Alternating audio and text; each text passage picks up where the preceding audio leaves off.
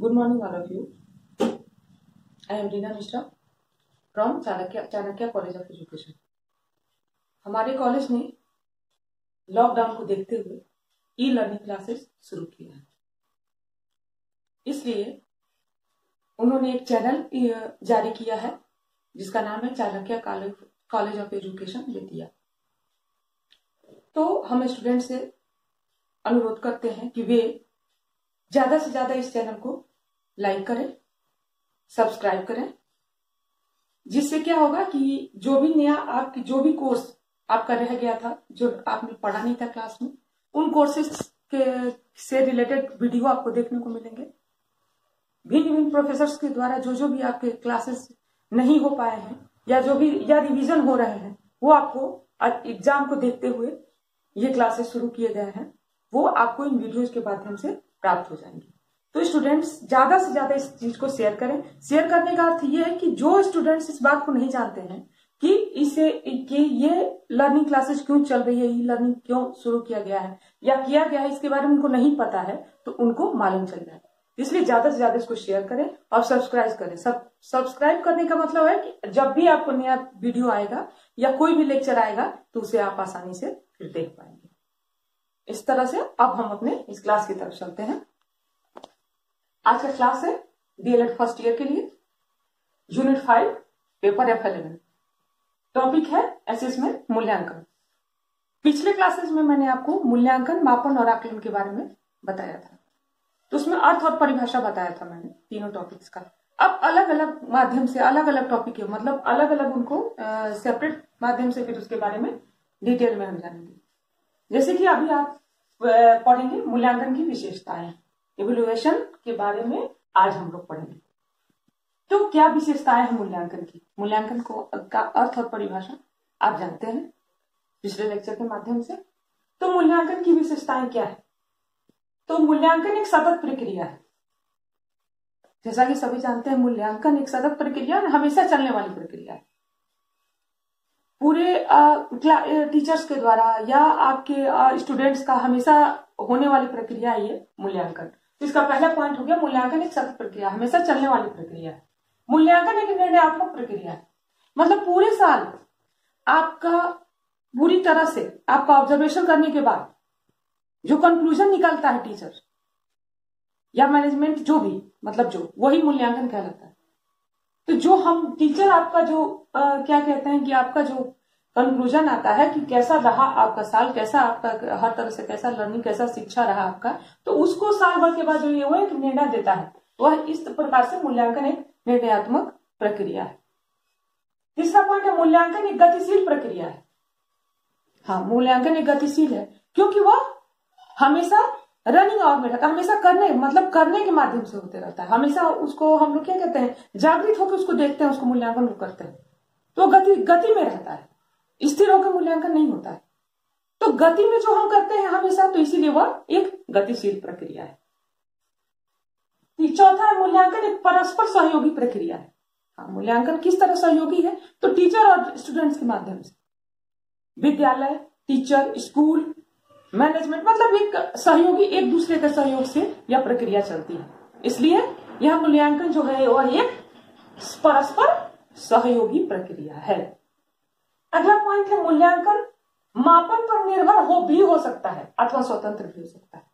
ये क्या है? तो मापन आप जानते हैं, रेटिंग स्केल, जो क्या करते हैं पॉइंट्स के माध्यम से मिलते हैं मापन में, वो मैं आपको पहले बता चुकी हूँ। तो मापन जो है वो मापन पर निर्भर भी हो सकता है कि रेटिंग की बात हो वहां पे, या बिना रेटिंग के भी हो सकता है इवैल्यूएशन।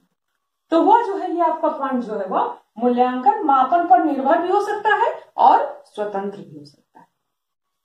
फिर अगला पॉइंट है आपका, मूल्यांकन अधिगम क्रियाओं के पुनरावलोकन तथा अनुवर्तन में सहायता करता है। पुनरावलोकन मतलब अधिगम क्रिया क्या, जो सीखते हैं आप, वही अधिगम है। तो सीखने की क्रियाओं को पुनरावलोकन मतलब फिर से उसको रिवीजन करवा के फिर से उसको देखा जा सकता है, और इस सब में उसकी सहायता अनुवर्तन में वह सहायता करता है। सातवां पॉइंट है आपका, मूल्यांकन का क्षेत्र विकसित होता है, अतः यह शिक्षण संबंधी सभी कार्यों का एक साथ मूल्यांकन करता है। सही है। मूल्यांकन का क्षेत्र विकसित होता है, मतलब वह बहुत ज्यादा अपग्रेड रहता है, विकसित होता है। और शिक्षण संबंधी सभी कार्यों का, जो भी आपका जैसे असेसमेंट है, जो आपका क्या कहते हैं कि जो हम लोग असाइनमेंट देते हैं, बहुत तरह के जो शिक्षण कार्य में जो विधियां प्रयोग की जाती हैं, उन सब का, सभी कार्यों का वह एक साथ पूरे साल के अंत में एक साथ मूल्यांकन होता है। तो वह जो है वो इस प्रकार मूल्यांकन का क्षेत्र विकसित होता है, तो वह शिक्षण संबंधित सभी कार्यों का एक साथ मूल्यांकन करता है।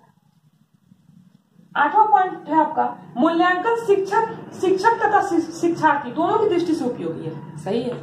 अगर मूल्यांकन हमारा ना हो, अगर हमारे एग्जाम्स ना हो, अगर शिक्षक के द्वारा हमारा, तो हमारी जो शिक्षण प्रक्रिया है सुचारू रूप से नहीं चल पाएगी, या वो विकसित रूप से आगे नहीं बढ़ पाएगी।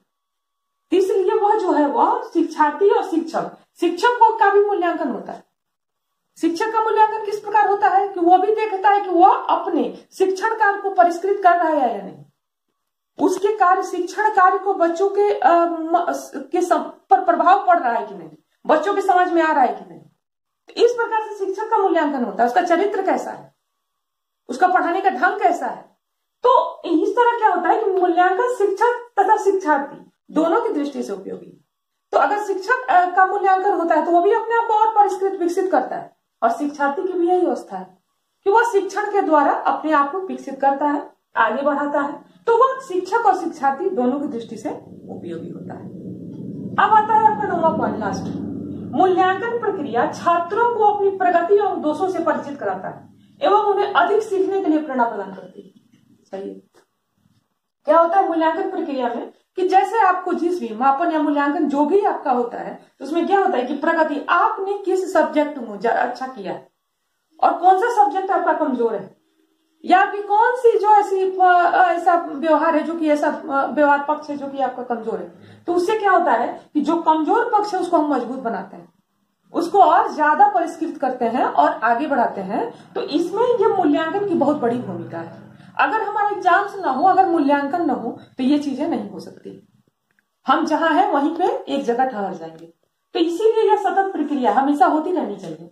तो उन्हें अधिक सीख, और जब हमें ये पता चलता है कि ये चीज कमजोर है, तो वह हम और उसको अधिक सीखने का प्रयास करते हैं, उसको और मजबूत बनाने का प्रयास करते हैं। और जिस चीज में हम बहुत अच्छे हैं, बहुत अच्छा किया है हमने, तो उसको और अच्छा करने की प्रवृत्ति होती है, उसको और नए तरीके से करने के लिए हम लोग व्यवहारगत करते हैं। तो यह जो है वह इन पॉइंट के माध्यम से आपके मूल्यांकन की विशेषताएं सीखी। अभी हमने पढ़ा मूल्यांकन की आवश्यकता। अब हम पढ़ेंगे मूल्यांकन की आवश्यकता, नीड ऑफ एवेल्युएशन, है ना। तो मूल्यांकन क्यों आवश्यक है, इसके बारे में हम जानेंगे। तो पहला इसमें पॉइंट आता है, इन पॉइंट की बिंदुओं के माध्यम से हम इनको समझेंगे। तो पहला पॉइंट इसमें आता है शिक्षण प्रशिक्षण के कार्यक्रमों में सुधार। मूल्यांकन द्वारा ही पता चलता है कि शिक्षण कैसा दिया जा रहा है, बच्चों की समझ में आ रहा है कि नहीं आ रहा है, प्रशिक्षण से आपको क्या लाभ हो रहा है, तो यह हमें मूल्यांकन के द्वारा प्राप्त हो, ये मालूम चलता है। तो इसीलिए शिक्षण प्रशिक्षण के कार्यक्रम में अगर त्रुटियां हो रही हैं, तो मूल्यांकन से वह बातें पता चलेंगी और उसमें हम लोग और उसको सुधार कर और भी उसको परिष्कृत विकसित करके उसको हम लोग फिर से उसमें उसको चला सकते हैं, उसको अच्छे प्रकार से व्यक्त कर सकते हैं। दूसरा जो है वह मूल्यांकन द्वारा पाठ्यक्रम में आवश्यक संशोधन एवं सुधार किया जा सकता है। पाठ्यक्रम जो है आपका वह कैसा है, मतलब आप उसको पढ़ने से आपको क्या लाभ हो रहा है कि नहीं हो रहा है, इन चीजों का पता हमें मूल्यांकन से ही प्राप्त होता है।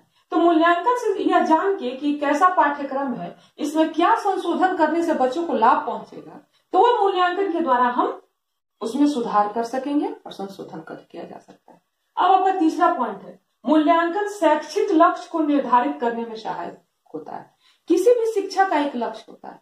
जैसे अभी आप प्रशिक्षण प्राप्त कर रहे हैं टीचर बनने के लिए, टीचिंग के कार्य में जाने के लिए, तो वह जो एक लक्ष्य, जो शैक्षिक लक्ष्य जो हम लोग निर्धारित करते हैं किसी शिक्षा को प्राप्त करने में, तो मूल्यांकन के द्वारा ही वह जो है वह लक्ष्य जो है वह लक्ष्य के बारे में हमें जानकारी पड़ती है, मूल्यांकन के बारे में, कि हम उसके कितने नजदीक पहुंचे या हमें किन विधियों से उसे हम प्राप्त कर सकते हैं।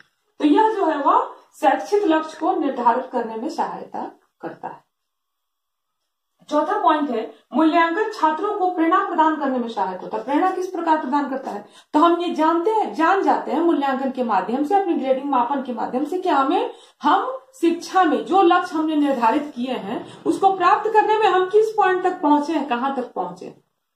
तो ये जो है इस माध्यम से वो प्रेरणा प्रदान करता है कि अगर हम बहुत अच्छा कर रहे हैं तो उसको हमको बहुत और मेहनत करके उसको हमको प्राप्त कर लेना है, और अगर हम उसमें कमजोर हैं तो वो भी एक प्रेरणा बनती है कि हम उसमें कितना मेहनत करें और कितना सीखें कि उसके लक्ष्य के पास हम पहुंच सके।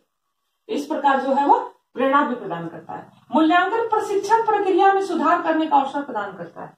जैसा अभी आपने पढ़ा, प्रशिक्षण प्रक्रिया, जो भी आप प्रशिक्षण आप प्राप्त कर रहे हैं उसमें सुधार करता है मूल्यांकन, कि ये चीज पढ़ा रहे हैं तो इससे आपको क्या लाभ पहुंचता है, तो वो मूल्यांकन के द्वारा ही हमें ज्ञात होगा। तो वह जो है वो सुधार करता है। अब आता है आपका छठा पॉइंट, छात्रों के व्यवहार में वांछित परिवर्तन लाने के लिए मूल्यांकन की आवश्यकता है। जैसा कि हम जानते हैं कि शिक्षा का मूल उद्देश्य यही है कि छात्रों के व्यवहार में परिवर्तन लाना, वो शिक्षित हो और शिक्षित होने के बाद उनका व्यवहार जो है वह समाज के साथ समायोजन करने में बहुत ज्यादा विकसित हो जाता है। तो ये जो है वह व्यवहार में वांछित परिवर्तन लाने में मूल्यांकन की बहुत ज्यादा विशिष्ट भूमिका है, कि उससे पता चलता है, यह आवश्यकता है मूल्यांकन की, कि इससे पता चलता है कि आपके व्यवहार में या स्टूडेंट के व्यवहार में कितना अंतर आया है, पढ़ने से उसे क्या समझ में आया, कि किस तरह से उसका व्यवहार चेंज हुआ, क्या परिवर्तन आया है। यह जो मूल्यांकन की आवश्यकता यहाँ है।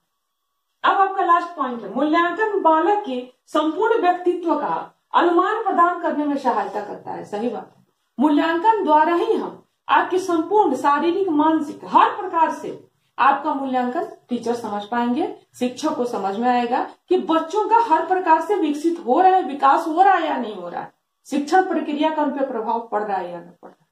तो यह जो है वो इन बिंदुओं के माध्यम से, और हमने मूल्यांकन की आवश्यकता क्यों है या इनके माध्यम से हम डिफाइन करते हैं। इस प्रकार हमने आज 2 पॉइंट को, टॉपिक को पढ़ा, और इसके माध्यम से जो भी क्वेश्चंस या जो भी आएंगे, आवश्यकता और उद्देश्य, उसे आप लिख सकते हैं। Thank you.